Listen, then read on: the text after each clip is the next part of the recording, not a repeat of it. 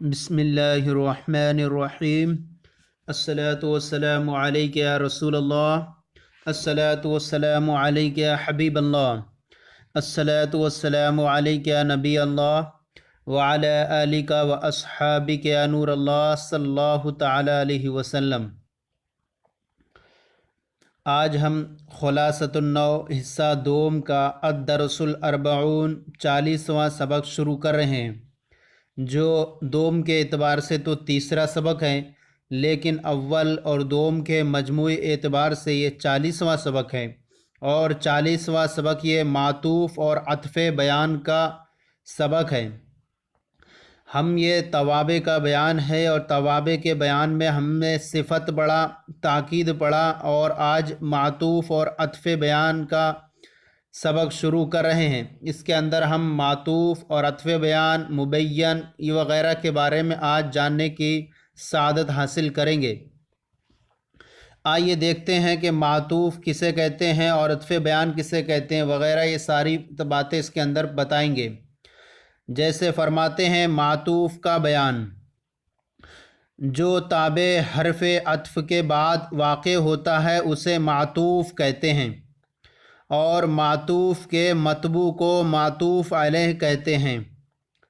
جیسے جاء زید و بکر، زید اور بکر آئے، تو اب یہاں دیکھیں جو تابع حرف عطف کے بعد واقع ہوتا ہے، تو جو گویا کہ جو چیز حرف عطف کے بعد آئے گی اسے معطوف کہیں گے، اور اس سے پہلے والے کو اور معطوف کے متبوع کو جو حرف عطف سے پہلے ہوگا اسے معطوف علیہ کہتے ہیں۔ جیسے آپ دیکھیں جاء زید و بکر، زید اور بکر آیا، یہاں پر زید یہ معطوف علیہ ہے اور واو یہ حرف عطف ہے، اور اس کے بعد جو آ رہا ہے بکر یہ جو ہے معطوف ہے، تو حرف عطف سے پہلے والا جو ہوگا وہ معطوف علیہ ہوگا، اور حرف عطف کے بعد جو آئے گا وہ معطوف ہوگا۔ اور دونوں ہی جو ہوتے ہیں تابع اور متبوع دونوں مقصود بالنسبت ہوتے ہیں۔ تابع کو جو ہے معطوف کہتے ہیں، اور متبوع کو جو ہے معطوف علیہ۔ آگے بیان کریں گے کہ متبوع کو معطوف علیہ، یہاں پر بھی بیان کر رہے ہیں، متبوع کو معطوف علیہ اور تابع کو معطوف کہتے ہیں، جیسے کہ آپ نے یہ مثال میں دیکھا۔ اب عطف کیا کیا ہوں گے جن کے ذریعے ہم عطف کر سکتے ہیں، وہ یہاں پر بیان کریں گے۔ حروف عطف 10 ہیں جن کے ذریعے ہم عطف کرتے ہیں، ان کے معنی میں کہیں نہ کہیں تھوڑا سا فرق رہتا ہے، کہیں مجیت میں آنے میں تاخیر، کہیں مہلت، کہیں تراخی، یہ وغیرہ کے اعتبار سے فرق رہتا ہے۔ کہیں اس ایسا حرف لائیں گے جس کے ذریعے سے پتہ چلے گا کہ فوراً آنے والا دوسرا بھی برابر میں شریک ہے، دوسرا ایسا لفظ ہوگا جو آنے میں تو شریک ہوگا لیکن تھوڑی اس کے آنے میں مہلت ہوگی، تو یہ ساری صورتیں حروف عطف کے سے پتہ چلتی ہیں۔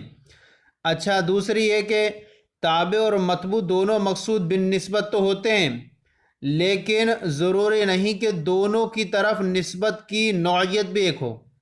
آگے بیان کریں گے کہ اگر ایک کی طرف نسبت کی جا رہی ہے آنے کی، تو دوسرے کی طرف نہ آنے کی نسبت کی گئی، تو یہ بھی جو ہے مقصود تھی کہ زید کی طرف، جیسے کہ جاء زید لا عمر، تو زید کی طرف آنے کی نسبت ہوگی اور عمر کی طرف نہ آنے کی نسبت، اور یہاں دونوں مقصود بالنسبت ہیں اگرچہ نسبت کی نوعیت دونوں میں مختلف ہو گئی۔ یہ آگے ہم تفصیل یہاں بیان کر رہے ہیں۔ دیکھیے نمبر 1 حروف عطف میں سے واو ہے، تو واو کے ذریعے بھی عطف کرتے ہیں۔ واو معنی ہوتا اور، جاء زید و بکر، زید اور بکر آئے، تو یہاں جو ہے واو جو ہے فوراً کسی چیز پر بتانے کے لیے آتا ہے کہ زید کے ساتھ فوراً کیا آیا، یعنی ترتیب کے لیے بتانے کے لیے آتا ہے کہ زید اور جمعیت اور ترتیب کے لیے زید اور بکر آئے۔ تو اب یہاں پر دیکھیں کہ زید یہ معطوف علیہ ہے جس کو آپ متبوع کہیں، اور بکرن واو حرف عطف ہے، اور بکرن یہ جو ہے معطوف ہے جس کو آپ تابع کہتے ہیں۔ فا یہ بتانے کے لیے آتا ہے پھر فوراً، یعنی تھوڑی کچھ دیر کے بعد، مہلت سے آیا وہ. تو جیسے دیکھیں فوراً کے لیے جا زید فبکر، زید آیا پھر بکر آیا. تو یہاں پر بھی دیکھیں فا یہ زید معطوف علیہ اور فا یہ حرف عطف ہے اور بکر یہ معطوف ہے جسے آپ تابع بھی کہتے ہیں. یہ آپ ان کی تفصیلات کہ کون کس کے لیے آتا ہے، یہ ساری تفصیلات آپ کتابوں کے بڑی بڑی کتابوں کے اندر آپ پڑھ سکیں گے کہ اس کے اندر کتنی مہلت ہوتی ہے، تاخیر ہوتی ہے. یہاں چونکہ اجمالی طور پر بیان کرنا مقصود ہے اس لیے ہم اسی طور پر یہاں چلتے ہیں.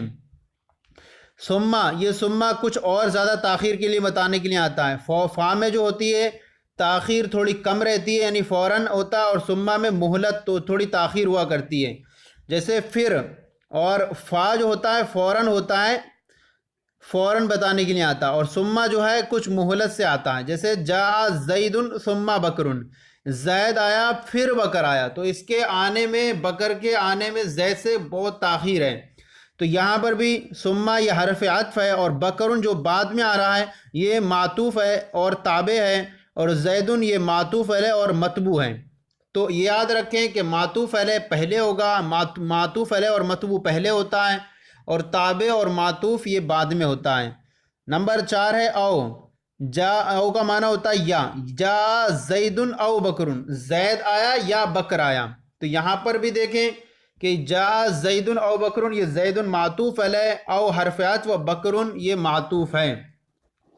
نمبر 5 ام کا معنی ہوتا ہے یا.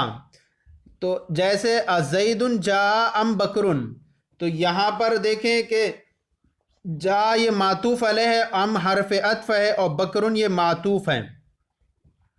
اما کا معنی یا تو ہوتا ہے. یہ اما جو ہے تکرار کے ساتھ آیا کرتا ہے. جیسے آپ دیکھ رہے ہیں جا اما زید و اما بکر، یہاں زید یہ معطوف علیہ واو حرف عطف اور اما بکر یہ معطوف علیہ معطوف بنے گا. نمبر 5 ہے نمبر بل ہے. اب بل ہے، بل کے معنی ہوتا ہے بلکہ، تو یہ ہوگا 6 اور 7. بلکہ جا زید بل بکر، زید آیا بلکہ بکر آیا. تو یہاں زید بل جو ہوتا ہے کسی چیز کی وہ کر دیتا ہے، تو پہلے والے جو اس میں وہ تھا اس کو دور کر دیتا ہے. زید آیا بلکہ بکر آیا، یعنی بکر آیا زید نہیں آیا. تو یہاں دیکھیں کہ زید یہ معطوف علیہ اور بل حرف عطف اور بکر یہ معطوف ہے. اور نمبر 8 ہے لاکن. لاکن کا معنی ہوتا ہے لیکن. زید حاضر لاکن نائم، زید حاضر ہے لیکن سویا ہوا ہے. تو یہاں حاضر کے بعد جو آ رہا ہے یہ لاکن یہ حرف عطف ہے اور نائم یہ معطوف ہے. اب یہاں دیکھیں نمبر 9 ہے لا ہے. لا کا معنی ہوتا نہیں. جاء زید لا بکر، زید آیا بکر نہیں. جیسے کہ ہم نے بیان کیا تھا کہ زیدونوں کی طرف نسبت کی نوعیت الگ بھی ہو سکتی ہے. جیسے کہ آپ دیکھیں کہ زیدن یہاں معطوف علیہ ہے اور لا یہ حرف عطف ہے، بکر یہ معطوف ہے، لیکن دونوں کی طرف نسبت الگ الگ ہے. ایک کی طرف آنے کی نسبت اور ایک کی طرف نہ آنے کی طرف نسبت ہے. حتی کا معنی ہوتا ہے یہاں تک کہ. جا راکب حتی راجل، سوار آیا یہاں تک کہ پیدل چلنے والا بھی آیا. تو یہاں پر راکب یہ معطوف علیہ اور حتی یہ حرف عطف، راجل یہ جو ہے معطوف ہے اور تابع ہے. اور تو اس طرح سے یہ ہمارا حروف عطف یہ جو ہیں یہ 10 ہیں، اور حروف عطف میں سے انہی میں سے 10 کا استعمال کرتے ہیں. تو پہلا جو حرف عطف جو کے بعد جو آنے والا ہوگا وہ متبوع، وہ تابع بنے گا اور معطوف بنے گا، اور حرف عطف سے پہلے جو ہوگا وہ متبوع ہوگا اور معطوف علیہ کہلائے گا. تو اس طرح سے یہ الگ الگ طریقہ ان کے استعمال کا کہ کہاں پر ان کو کیا استعمال کرنا ہے، کیسے استعمال کرنا ہے. اگر کسی کی نفی کرنا ہے تو وہاں پر لا کے ذریعے استعمال کریں گے.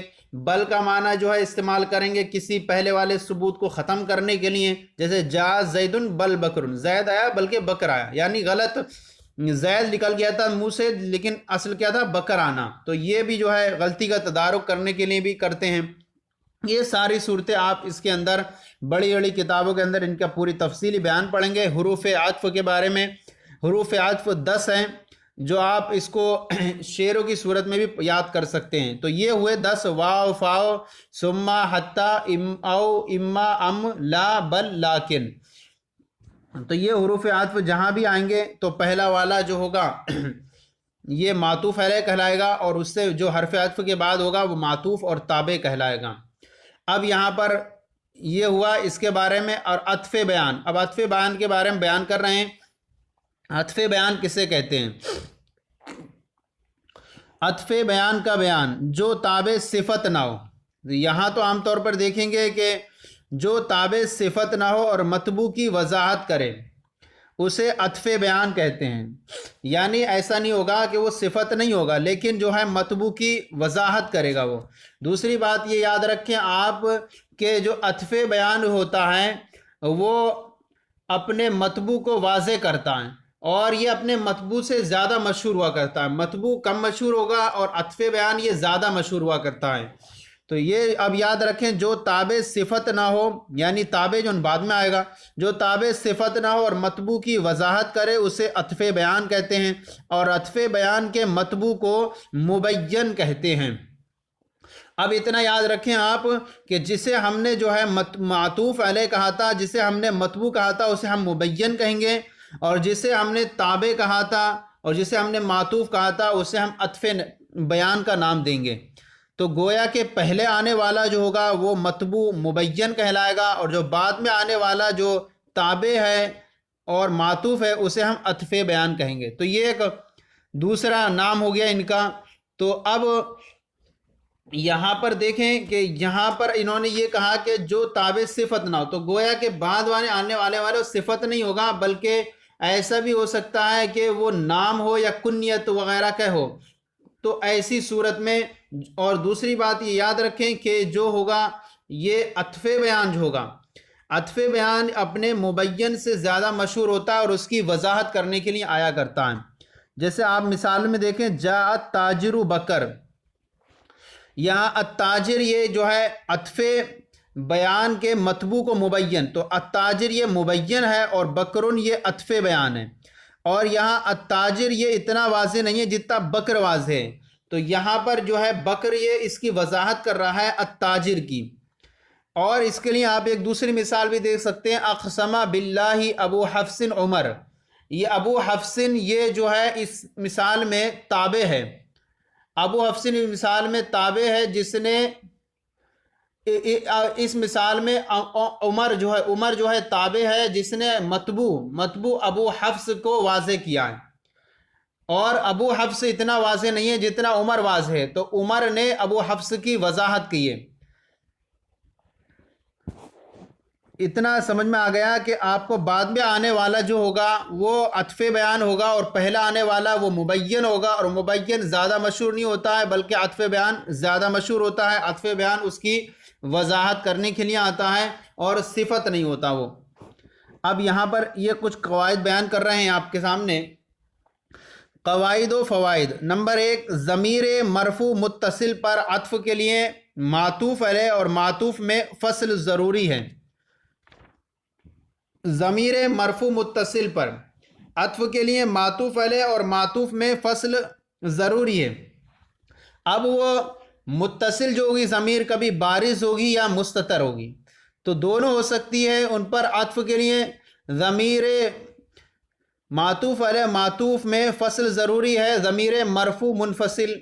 جیسے آپ دیکھیں ساما ہوا بکرن، ساما یہ ضمیر ہوا، اس کے اندر ضمیر ہے، مرفوع ہے، متصل ہے، جو فاعل بنے گی۔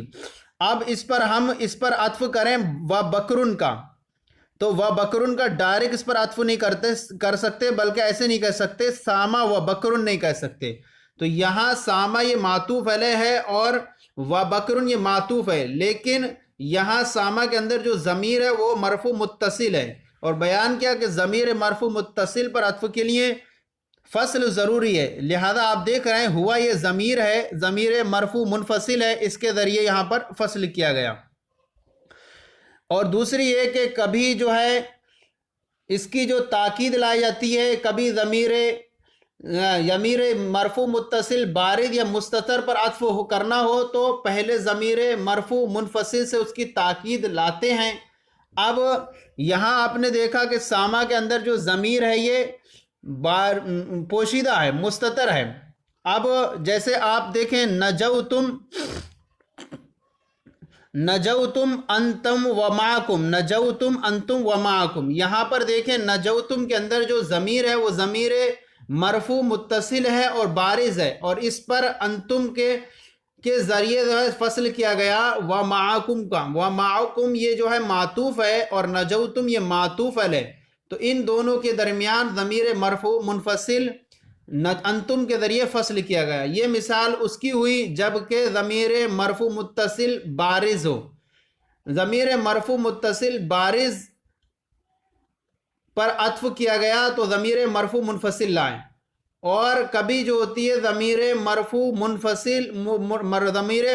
متصل ہوتی ہے لیکن مستتر ہوتی ہے، تب بھی وہاں پر عطف کرنے کے لیے ضمیر مرفوع منفصل لاتے ہیں۔ جیسے آپ دیکھیں اسکن انت وزوجک الجنہ، تو یہاں پر اسکن یہ فعل امر ہے اور اس کے اندر انت ضمیر مستتر ہے، ضمیر مرفوع متصل ہے اور مستتر ہے، اور وزوجک الجنہ یہ معطوف ہے اور اسکن یہ معطوف علیہ، تو اس پر معطوف علیہ پر معطوف کا عطف کرنے کے لیے اس کے درمیان میں ضمیر لائے انت جو ضمیر مرفوع ہے اور یہ منفصل ہے، ضمیر مرفوع ہے اور منفصل ہے، تو بیان کیا گیا کہ ضمیر مرفوع متصل، اب وہ متصل بارز ہو یا مستتر، اس پر عطف کرنے کے لیے ضمیر مرفوع منفصل سے عطف کرنا، ضمیر مرفوع منفصل سے اس کی تاکید لائی جاتی ہے، فصل کیا جاتا ہے۔ جیسے کہ آپ نے دیکھا ساما ہوا بکرن، تو یہاں پر جو مثال ہے ضمیر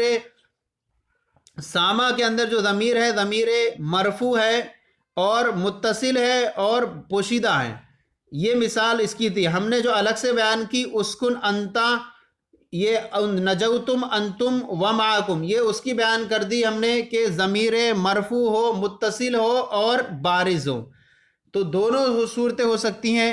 آپ چاہیں ضمیر مرفوع متصل بارز پر عطف کریں یا ضمیر مرفوع متصل یا مستتر پر کریں، تو دونوں پر عطف کرنے کے لیے ضمیر مرفوع منفصل سے فصل کرنا ضروری ہوتا ہے، یہ ہو گیا۔ اور ضمیر منصوب پر بلا فصل عطف جائز ہوتا ہے۔ ضمیر منصوب اگر ہے ایسی آنے میں تو وہاں پر ڈائریکٹ جو ہے معطوف کا معطوف علیہ پر عطف کر سکتے ہیں، وہاں پر کسی ضمیر کی لانے کی ضرورت نہیں ہے۔ جیسے آپ دیکھیں زرتہ وزیدن، یہاں پر دیکھیں زرتہ کے اندر جو ہو ضمیر ہے یہ ضمیر مرفوع ہے، منصوب ہے، ضمیر منصوب ہے، اور اس کے بعد وزیدن ڈائریکٹ یہ معطوف ہے، اس کا فوراً عطف اس پر کر دیا گیا، اس کے بعد بیچ میں درمیان میں کوئی سی ضمیر نہیں لائی گئی، تو یہ چونکہ ضمیر منصوب ہے تو ضمیر منصوب پر بلا فصل عطف جائز ہوتا ہے، وہاں ضمیر مرفوع منفصل لانے کی حاجت نہیں ہوتی۔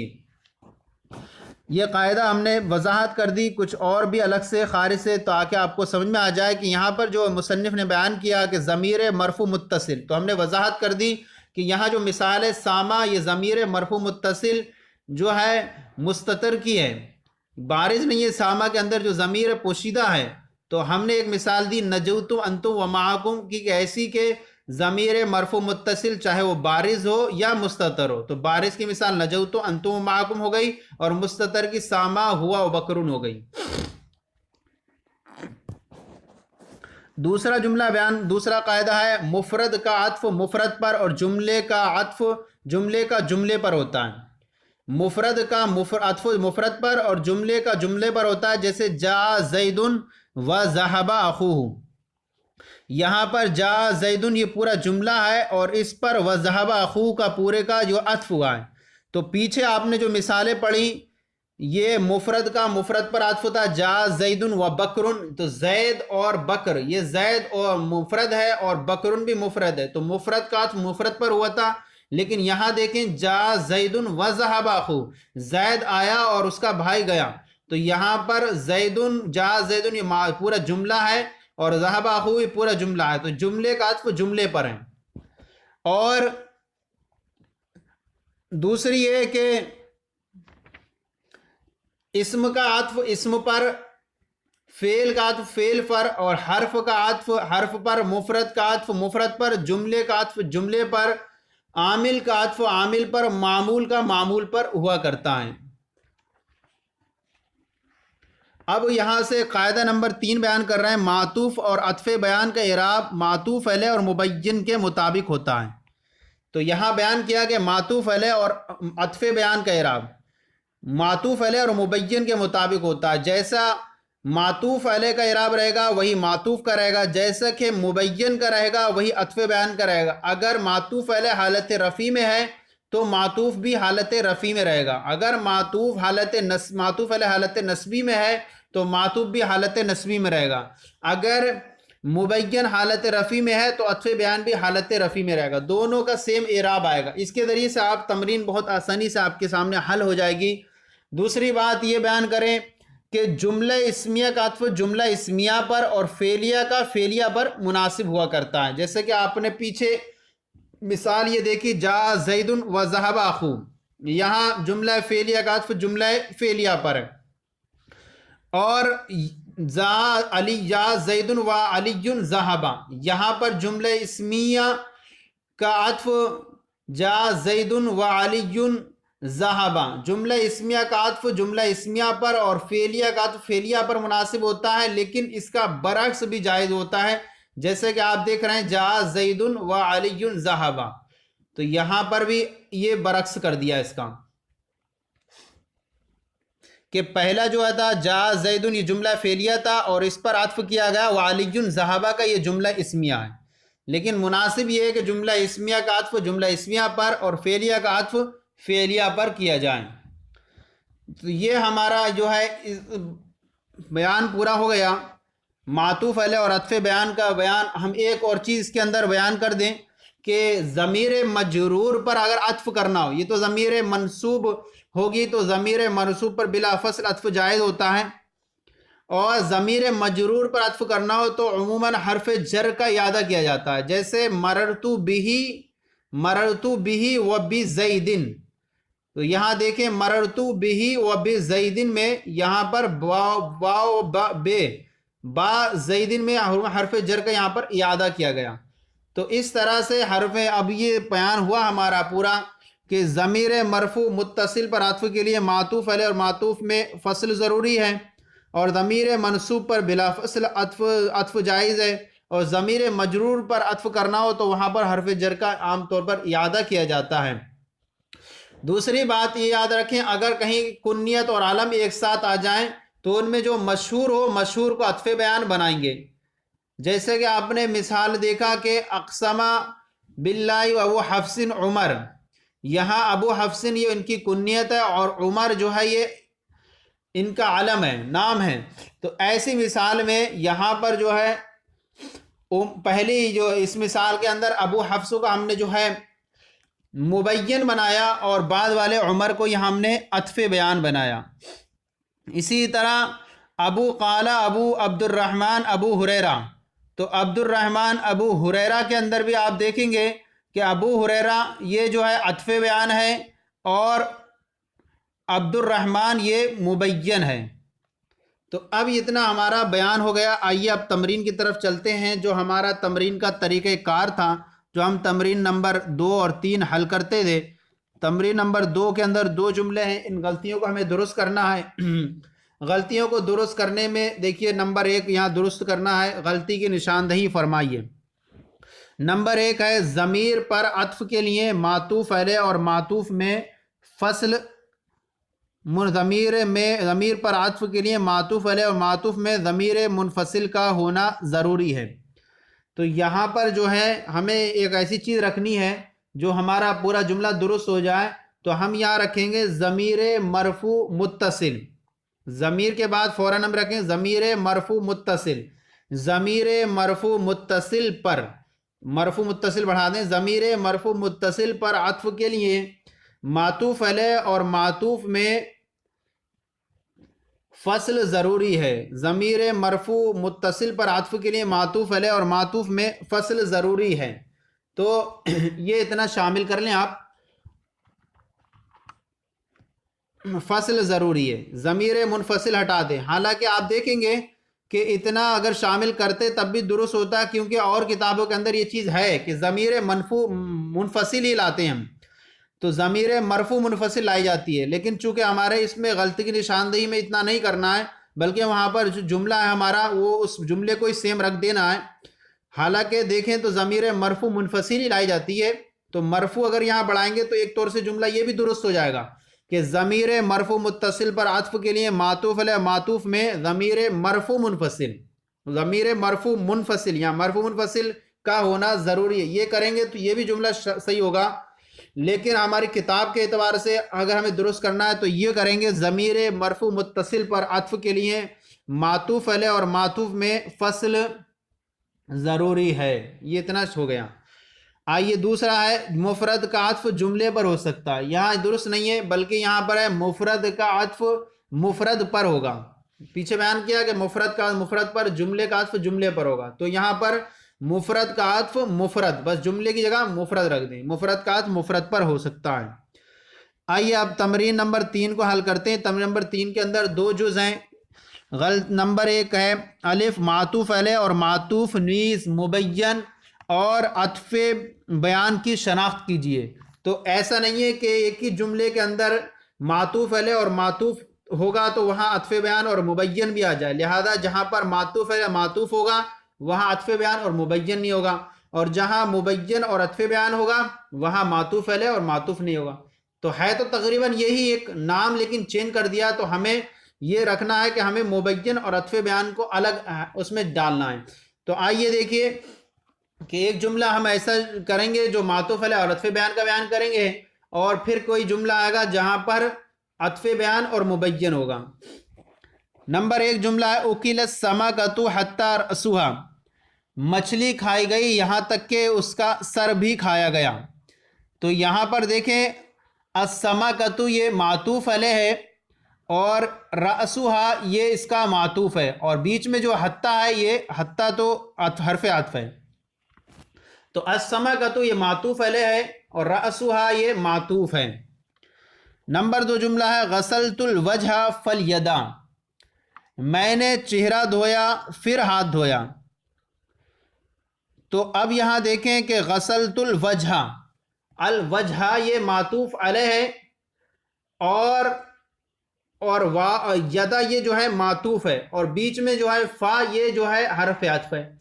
تو ہمیں جو ہے آپ ٹیبل بنا لیں، ٹیبل کے اندر سب سے پہلے اب مثال رکھیں، مثال کے بعد آپ ترجمہ بھی لکھ سکتے ہیں، پھر اس کے بعد ایک ٹیبل بنائیں، معطوف علیہ بنائیں اور دوسرا معطوف کا، اور تیسرا بنائیں مبین اور عطف بیان کا۔ تو جہاں معطوف علیہ آ جائے وہاں معطوف علیہ کو رکھ دیں، جہاں معطوف ہے وہاں معطوف رکھیں، اور جہاں مبین ہے مبین رکھیں، اور جہاں عطف بیان ہے وہاں عطف بیان رکھیں۔ تو جو 2 ٹیبل بنیں گے آپ کے، تو اس کے اندر جو ہے جب ایک آ گیا تو دوسرے 4 میں سے 2 میں جو ہے رونگ کا نشان لگ جائے گا آپ کے۔ تو یہ اس طرح سے آسانی کے لیے آپ کر سکتے ہیں، اور یہ بھی کر سکتے ہیں کہ 2 ٹیبلوں میں ہی رکھ دیں آپ اس کو، تو جو ہو اس کو ساتھ میں لکھ دیں گے۔ نمبر 3 جملہ ہے جاء محمد اخی، میرا بھائی محمد آیا۔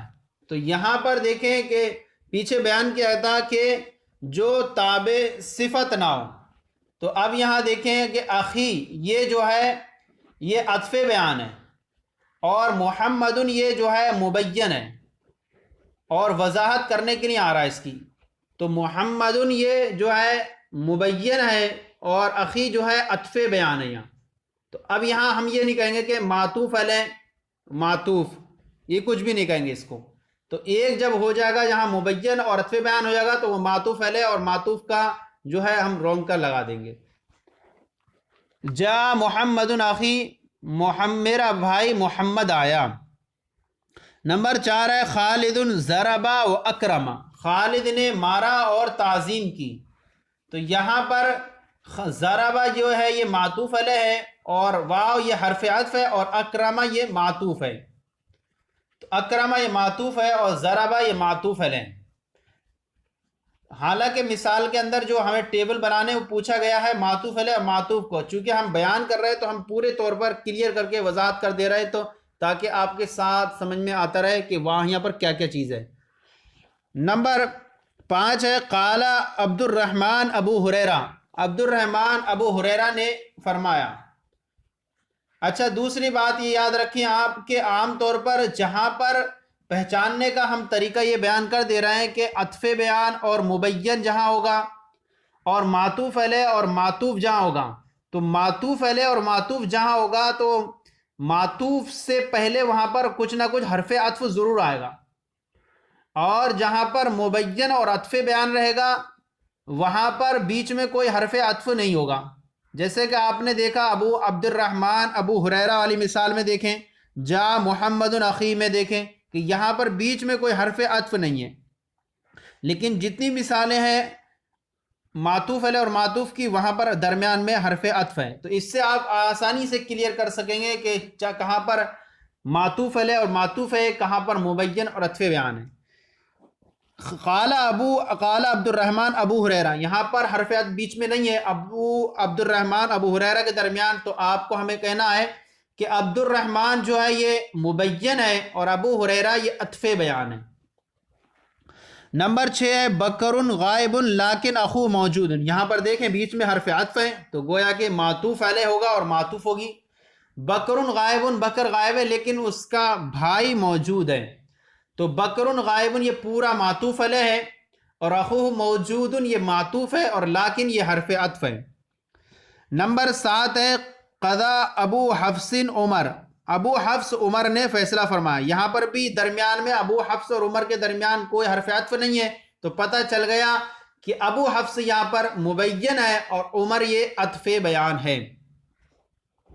تو یہ ہمارا جو ہے پورا جو ہے الف جز مکمل ہو گیا، جس کے اندر ہمیں معطوف علیہ اور معطوف مبین اور عطف بیان کی شناخت کرنی تھی۔ اب آئیے با کی طرف چلتے ہیں، درجہ ذیل جملوں میں غلطی کی نشاندہی فرمائیں۔ یہاں کچھ جملے غلط ہیں، ان جملوں کو ہمیں درست کرنا ہے اور وجہ بھی ہم بیان کرتے ہوئے چلیں گے، صرف ہم درست کر کے نہیں بیان کریں گے بلکہ ہم وضاحت بھی کریں گے اس کی۔ نمبر 1 ہے درجہ ذیل جملوں میں غلطی کی نشاندہی فرمائے۔ نمبر 1 جلس القاضی فالامیرہ، تو دیکھیں پہلے ہم جملہ درست کر لیتے ہیں پھر ہم وضاحت بھی کریں گے۔ اصل ہوگا جملہ جلس القاضی فالامیر، جلس القاضی فالامیر، قاضی بیٹھا پھر امیر بیٹھا۔ اب یہ ہوگا کیوں؟ کیونکہ یہاں قاضی جو ہے یہ معطوف علیہ ہے اور امیر یہ معطوف ہے، اور آپ نے پڑھا کہ معطوف علیہ کا جو اعراب ہوتا ہے وہی معطوف کا ہوتا ہے، اور یہاں معطوف علیہ قاضی جو حالت رفع میں ہے، لیکن مثال جو آپ یہاں غلطی دی ہے وہ الامیرہ حالت نصبی میں، تو لہذا یہ درست نہیں ہے، تو فالامیر یہ بھی حالت رفع میں ہوگا۔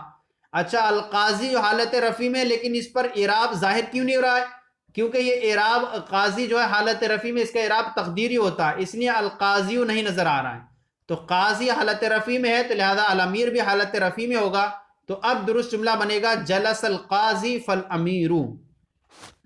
نمبر 2 جملہ ہے لقیت عتیقا ابو بکرن، یا میں عتیق ابو بکر سے ملا، تو یہاں پر آپ دیکھیں گے کہ آپ کو ایک پتہ چل جائے گا کہ پہلی والی جو مثال ہے جلس القاضی فالامیر میں، القاضی جو ہے یہ معطوف علیہ ہے، فالامیر یہ معطوف ہے کیونکہ حرف عطف آیا۔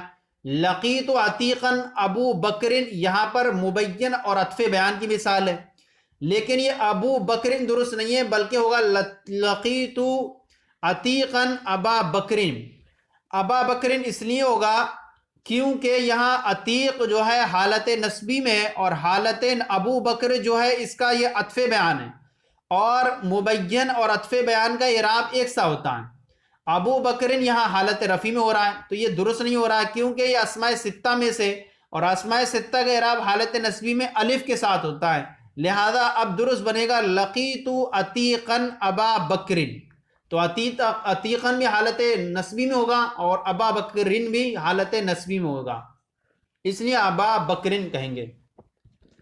نمبر 3 ہے جاءن المسلمون حتی العلماء، یہاں درست جملہ ہوگا جاءن المسلمون حتی العلماء، تو المسلمون یہ معطوف علیہ ہوگا اور العلماء یہ معطوف ہوگا، اور العلماء کیوں ہوگا؟ کیونکہ یہاں پر یہ العلماء یہ معطوف ہے اور مسلمون معطوف علیہ، اور معطوف علیہ یہ مسلمون جمع مذکر سالم حالت رفع میں، اور حالت رفع میں یہ مسلم جمع مذکر سالم کا اعراب واو ماقل مضموم کے ساتھ ہوتا ہے، اور العلماء معطوف کا اسی پر عطف ہے، تو اور معطوف علیہ اور معطوف کا دونوں کا اعراب یکساں ہوتا ہے، اور جبکہ یہاں العلماء کا اعراب جو ہے حالت نصبی میں نظر آ رہا ہے، حالت نصبی میں، تو یہاں درست نہیں ہے، بلکہ یہاں پر ہوگا العلماء، تاکہ یہ بھی حالت رفع میں ہو جائے۔ اب معطوف علیہ معطوف کا اعراب دونوں ایک سا ہو جائے گا، لہذا العلماء پر ضمہ آئے گا، جاءنی المسلمون حتی العلماء۔ نمبر 4 ہے اکرمت ذی-النورین عثمان، یہاں عثمان نہیں ہوگا بلکہ عثمانہ ہوگا، اکرمت ذی-النورین عثمانہ، یہ عثمانہ اس لیے ہوگا کیونکہ یہ یہاں آپ دیکھیں کہ ذی-النورین یہ جو ہے مبین ہے، اور عثمانہ یہ عطف بیان ہے، یہاں پر حرف عطف ہی نہیں، اور ذی-النورین میں ذا یہ جو ہے اسماء ستہ میں سے، اور اسماء ستہ کے اعراب حالت نصبی میں الف کے ساتھ ہوتا ہے، لہذا ذو کا ذا حالت نصبی میں ہے، لیکن عثمانو یہ درست نہیں ہے، یہ کیونکہ یہ حالت رفع میں ہو رہا ہے، اور یہ عطف بیان ہے اس کا، اور عطف بیان اور مبین کا اعراب ایک سا ہوتا ہے، تو یہاں پر عثمانہ ہوگا، عثمانو نہیں ہوگا، کیونکہ یہ جو ہے اس کا جو ہے عطف بیان ہے، اور عطف بیان اور مبین کا اعراب دونوں ایک اسی حالت میں ہوگا، اور مبین یا حالت نصبی میں، لہذا عثمان بھی حالت نصبی میں ہوگا، لہذا عثمانہ ہوگا۔ اب بنے گا اکرمت ذی-النورین عثمانہ، میں نے ذی-النورین عثمان کی تعظیم کی۔ نمبر 5 جملہ ہے قام علی اسد اللہ علی، یہاں علی نہیں ہوگا، قام اسد اللہ علی ہوگا، یہاں پر بھی اسد اللہ یہ مبین ہے اور علی یہ عطف بیان ہے، اس کے درمیان میں حرف عطف ہے ہی نہیں، تو یہاں پر جو ہوگا یہ عطف بیان بنے گا، اور اسد اللہ یہ اسد کی اضافت اللہ کی طرف، اور اسد اللہ یہ حالت رفع میں ہے، اور یہ مبین ہے، اور مبین کا جو اعراب ہوتا ہے وہی عطف بیان کا ہوتا ہے، اور عطف بیان یہاں علی تھا تو یہ درست نہیں تھا، تو یہاں علی کر دیں گے تاکہ مبین اور عطف بیان کا اعراب ایک سا ہو جائے، لہذا بنے گا قام اسد اللہ علی۔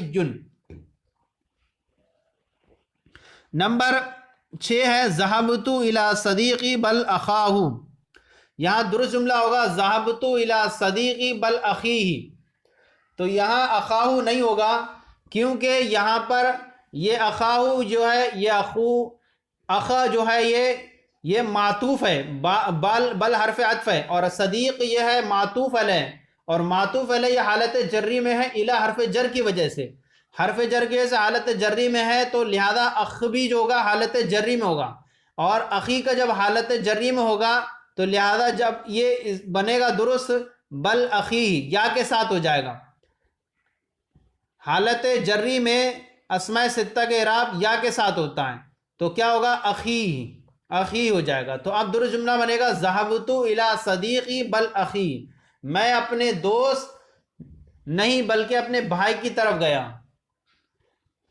تو یہ بل کے بارے ہم نے پیچھے بھی بیان کیا کہ بل کیا ہے، کسی جیسے ہم نے جملہ بولا تھا اس میں کوئی ہم نے لفظ غلط بول دیا اس کو درست کر دیتا ہے، جیسے کہ یہاں پر صدیقی بول دیا، نہیں صدیق نہیں بلکہ بھائی کے پاس گیا اس کے، تو یہاں پر اب اخی ہو جائے گا بل اخی، ذهبت الى صدیقی بل اخی۔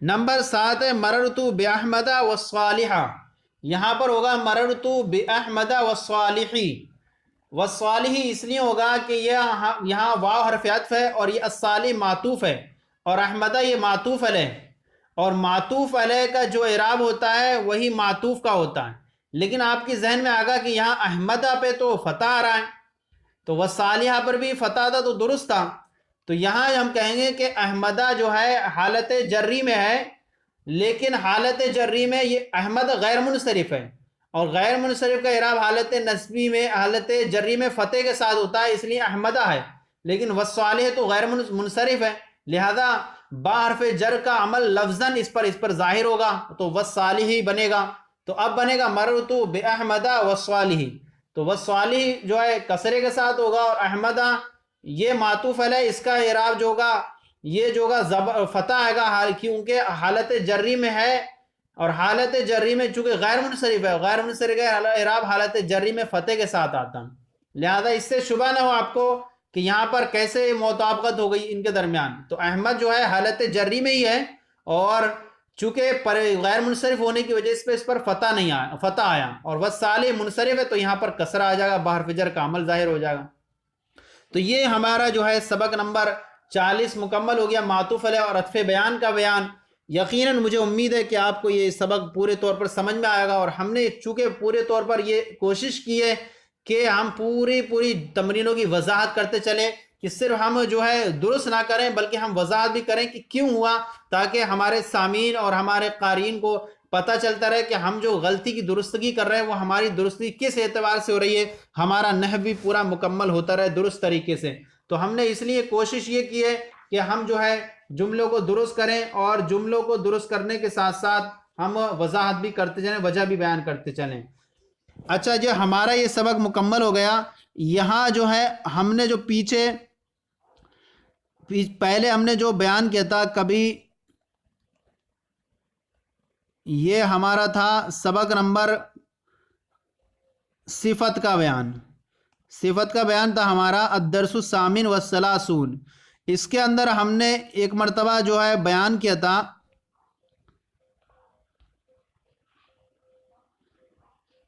یہ تمرین نمبر 2. اس تمرین نمبر 2 کے اندر جو ہمارا جملہ تھا تمرین نمبر 3، تمرین نمبر 2 کے اندر 3 جملہ تھا، صفت سببی تذکیر و تانیث میں موصوف کے مطابق ہوتی ہے. تو ہم نے پیچھے بیان کیا ہے اس کے تعلق سے. تو ہمارا جو بھی حضرات یہ سبق دیکھتے ہیں سنتے ہیں، تو ان کو جب یہ سبق نمبر ہمارا صفت کا بیان وہاں پڑھیں گے، سبق نمبر ہے وہ 38. تو 38 کے اندر جب آپ پڑھیں گے تو وہاں پر ہم نے جو ہے بیان کیا تھا وہ تو وہاں کچھ نہ کچھ کمی نظر آ گئی تھی. تو ہم نے جو پیچھے صفت سببی تذکیر و تانیث میں موصوف کے مطابق ہوتی ہے، یہاں کچھ غلطی ہو گئی تھی. تو آج ہم کو بیان کر دیتے ہیں کہ آپ نے اگر وہ سبق پڑھا ہو تو یہاں ہم اس کی وضاحت کر دیتے ہیں کہ وہاں کرنا آپ کو کیا ہے. تو یہاں دیکھیں صفت سببی تذکیر و تانیث میں موصوف کے مطابق ہوتی ہے، یہ نہیں ہے، بلکہ ہم یہاں کریں گے صفت سببی رفع نصب جر. صفت سببی رفع نصب جر تعریف اور تنکیر میں موصوف کے مطابق ہوتی ہے. صفت سببی رفع نصب جر تعریف اور تنکیر میں موصوف کے مطابق ہوتی ہے. تو وہاں کچھ مسٹیک تھی، تو اس نے ہم نے اس کو درست کر دیا تاکہ آپ کو اگر وہاں کہیں ہوئی ہو تو یہ یہاں پر ہمارا اس کو سن لیں اور اس کے ذریعے سے وضاحت اس کی درست مکمل کر لیں کہ صفت سببی رفع نصب جر تعریف اور تنکیر میں موصوف کے مطابق ہوتی ہے. یہ ہمارا سبق نمبر 40 معطوف علیہ اور عطف بیان کا بیان مکمل ہوا. یقیناً مجھے امید ہے کہ آپ کو سمجھ میں آ رہا ہوگا. آپ کو اگر کیسا لگ رہا ہے تو ضرور کامنٹ باکس میں ارسال کریں. آپ کی اگر کچھ کمی نظر آ رہی ہے تو بتائیں تاکہ بہتر سے بہتر بنانے کی کوشش کیا جا سکے. اور ہمارے چینل درس نظامی کو سبسکرائب کریں، دوسروں کو بھی شیئر کریں تاکہ دوسروں کو بھی ثواب ملتا رہے، تاکہ آپ بھی ثواب میں شریک ہو جائیں. اور انشاءاللہ پھر حاضر ہوں گے آپ کی بارگاہ میں سبق لے کر کے. اللہ تعالیٰ آپ سب کے علم میں برکت عطا فرمائے.